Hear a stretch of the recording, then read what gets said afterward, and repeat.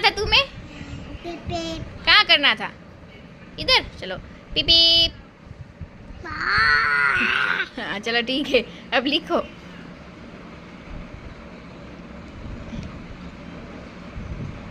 वाह very good, बहुत होशियार हो तुम तो, clever boy, brave boy.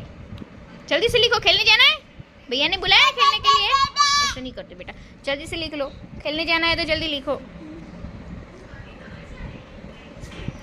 Very good.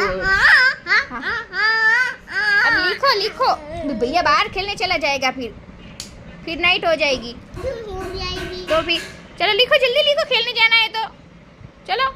लाओ दे दो, चलो लिखो, जल्दी लिखो। कैसे लिखता है दिखाओ मेरे को। लिख दिया। ये बारी है, लिखो लिखो, इसके बारी लिखो। ए दांत गिर जाएंगे लगता है बेटा मम्मी को। लिखो चलो, लिखो लिखो लिखो लिखो, ये लिखो। मैं तो थक गया। ऐसे कैसे थक गया? इतना सा लिखा है, इतना सिर्फ बस, और इतने में थक गया?